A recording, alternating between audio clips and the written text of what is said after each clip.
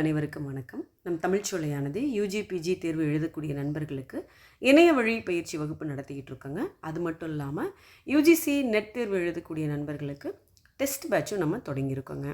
இது குறித்து உங்களுக்கு மேலும் தகவல்கள் வேண்டும் என்றால் நீங்கள் நம்ம தமிழ்ச்சோலை எண்ணை தொடர்பு கொள்ளலாங்க. இந்த காணொலியில் நம்ம பார்க்க போகிறதுங்க, நாலடியாரில் கல்விங்கிற அதிகாரத்தில் சொல்லப்பட்டுள்ள கருத்துக்களை சுருக்கமாக எளிமையாக பார்க்கலாங்க. 14 கீழ்கணக்கு அப்படிங்கிறது UG syllabus, PG syllabus, NET SET தேர்வு சிலபஸ் எல்லா சிலபஸ்லேயுமே இந்த பகுதி இடம்பெற்றிருக்கிறதுங்க. அதனால் இதை நீங்கள் ஸ்கிப் பண்ணாமல் முழுமையாக பாருங்கள். கண்டிப்பாக உங்களுக்கு மிகுந்த பயனுள்ளதாக இருக்குங்க. இந்த கல்வி அப்படிங்கிற அதிகாரம் நாலடியாரில் 14வது அதிகாரமாக இருக்குதுங்க. என்ன சொல்லியிருக்காங்கன்னு பார்க்கலாங்க. அதாவது ஒரு மனிதனுக்கு அவனுடைய அழகு அப்படிங்கிறது அவனுடைய சிகை அலங்காரமோ அல்லது அவனுடைய ஆடை அலங்காரமோ அல்லது அவனுடைய முக அலங்காரமோ அழகு கிடையாதுங்க. வேறு எது அவனுடைய அழகு அப்படின்னா, தன்னுடைய நெஞ்சத்தில் நடுவு நிலைமை தவறாமல் அவன் கற்பிக்கின்ற அந்த கல்வி அழகே உண்மையான அழகு அப்படின்னு நாலடியார் நமக்கு சொல்லுதுங்க. குஞ்சி அழகும் கொடுந்தானை கோட்டழகும் மஞ்சள் அழகும் அழகல்ல அப்படிங்குதுங்க. நல்லஞ்ஞாம் என்னும் நடுவு நிலைமையால் கல்வி அழகே அழகு அப்படின்னு சொல்லுதுங்க. ஸோ இந்த உருவமோ இந்த உடையோ இதெல்லாம் அழகு கிடையாது. நம்முடைய கல்வி தான் நமக்கு சிறந்த அழகு. அதுவும் நடுவு நிலைமை தவறாத கல்வியே சிறந்த அழகு அப்படிங்கிறது முதல் பாடல் நமக்கு சொல்லுதுங்க.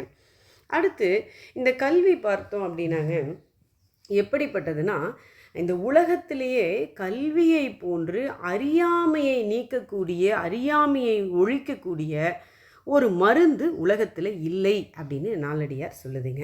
அதாவது எம்மை உலகத்தும் யாங்கானேம் கல்வி போல் மம்மர் அறுக்கும் மருந்து அப்படின்னு சொல்லுதுங்க. இம்மை பயக்குமால் ஈய குறைவின்றால் தம்மை விளக்குமால் தாமுலரா கேடின்றால் அப்படிங்குதுங்க. இந்த கல்வி அப்படிங்கிறது இந்த பிறவியினுடைய பயன் நமக்கு சொல்லுது. அதை இம்மை பயக்கும். ஈய குறைவின்றால் அப்படின்னாங்க, கொடுக்க கொடுக்க இது செல்வம் கொடுத்தா குறையும். ஆனால் இந்த கல்வி கொடுக்க கொடுக்க நமக்கு குறையாது, வளர்ந்துக்கிட்டே இருக்கும் அப்படிங்கிறதுங்க. தம்மை விளக்குமால் அப்படின்னு சொல்கிறாங்க. அதாவது நம்ம எந்த இடத்துல எவ்வளோ தூரத்தில் எந்த நெடுந்தொலைவுக்கு இருந்தாலும் நம்மை உலகம் அறிய விளக்க செய்யக்கூடிய சக்தி இந்த கல்விக்கு தான் இருக்குது அப்படின்னு சொல்கிறாங்க.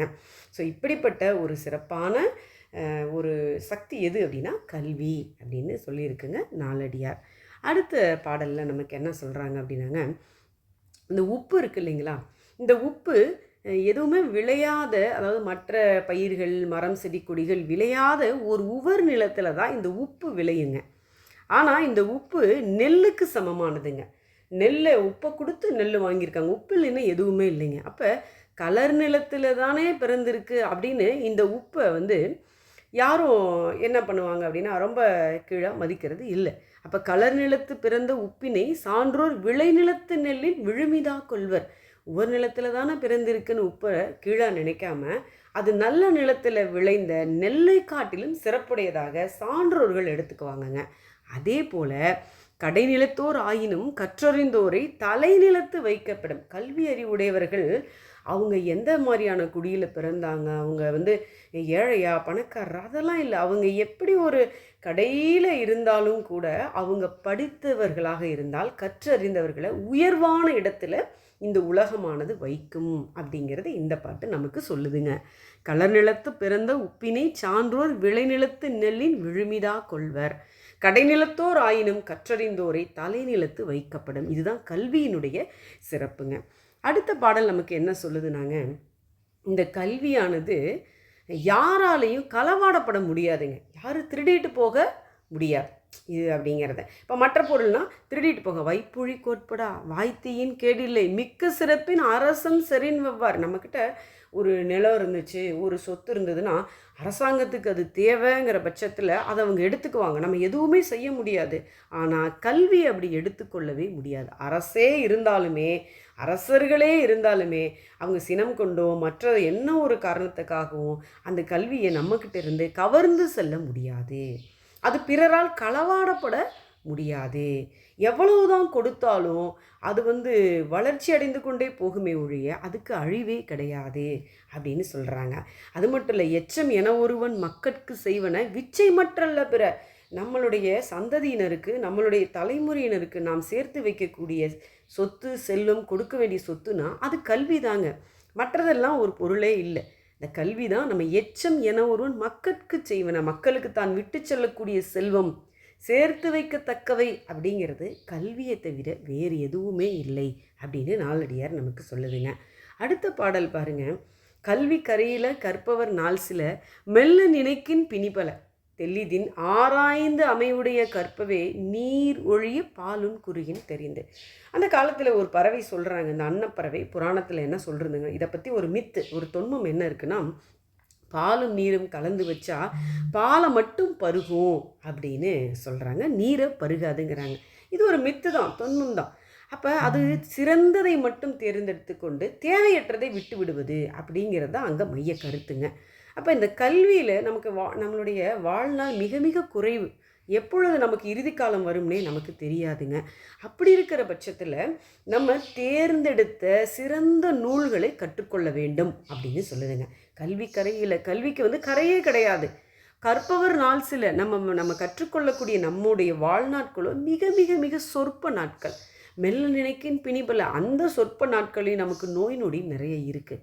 அதனால தெல்லிதின் ஆராய்ந்து அமையுடைய கற்பவை, ஆராய்ந்த நூல்களை நம்ம தேர்ந்தெடுத்து கற்றுக்கொள்ள வேண்டும்.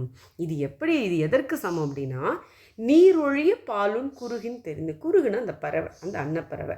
அது எப்படி நீரை விட்டுட்டு பாலை மட்டும் உறிஞ்சி குடிக்கிறதோ அதுபோல் நம்மளும் தேவையற்றதை விட்டுட்டு தேவையானதை தேர்ந்தெடுத்த நூல்களை நம்ம கற்றுக்கொள்ள வேண்டும் அப்படிங்கிறது நமக்கு இந்த பாட்டு சொல்லுதுங்க. கல்வி கரையில் கற்பவர் நாள் சில மெல்ல நினைக்கின் பிணிபல அப்படிங்கிற இந்த பாட்டு நமக்கு சொல்லுதுங்க.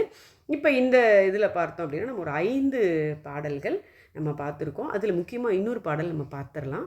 இது ரொம்ப முக்கியமான பாடல். நம்ம இந்த பூவோடு சேர்ந்த நாறு மணக்கும்னு ஒரு பழமொழி, அது நம்ம பழமொழி நானூறுலேயும் இருக்குதுங்க. இது என்னன்னா, கல்லாரை ஆயினும் கற்றாரை சேர்ந்து ஒழுகின் நல்லறிவு நாளும் தலைப்படுவங்க. படிக்காதவங்களாகவே இருந்தாலுமே படித்தவர்களோட இணங்கி நல்ல ஒரு நட்பில் அவங்க தொடர்ந்து இருந்தாங்கன்னா அந்த சேர்க்கையிலேயே அவங்க அந்த படித்தவர்கள்கிட்ட இருக்கக்கூடிய அறிவு, அவங்களுடைய பழக்க வழக்கம், நல்ல நடவடிக்கைகளை இவங்களுக்கும் தானாகவே வந்துருங்க. அது எப்படின்னா, ஒன்னிற பாதிரிப்பூ சேர்தலால் புத்தோடு தண்ணீருக்கு தான் பயந்தாங்குங்கிறாங்க.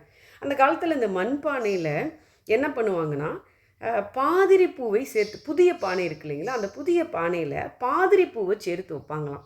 இந்த பாதிரி பூவை சேர்த்து வைக்கும் பொழுது அந்த குளிர்ந்த நீருக்கு, அந்த பானையில் இருக்கிற நீருக்கு அந்த வாசனையை அது கொடுக்குமா. ஆனால் இது பானைக்கு இயற்கையாக வாசனைகள், அந்த பாதிரி பூவினுடைய வாசம் பானையிலிருந்து வருவது கிடையாது, அந்த பாதிரி பூவில் தான். ஆனால் அந்த நீரில் எப்படி அது போய் கலந்துருது இல்லைங்களா. அதுபோல் படிக்காதவராகவே இருந்தாலும் படித்தவங்களோட சேர்ந்து நட்பு கொண்டுட்டோம் அப்படின்னா அந்த சேர்க்கை காரணமாக நாள்தோறும் நல்ல அறிவு இந்த படிக்காதவருக்கும் கிடைக்கும் அப்படிங்கிறது இந்த பாட்டு நமக்கு சொல்லுதுங்க. கல்லாரே ஆயினும் கற்றாரை சேர்ந்தொழுகி நல்லறிவு நாளும் தலைப்படுவர் தொல் சிறப்பின் ஒன்னிற பாதிரிப்பூ சேர்தலால் புத்தோடு தண்ணீருக்கு தான் பயந்தாங்கு அப்படிங்கிறதுங்க.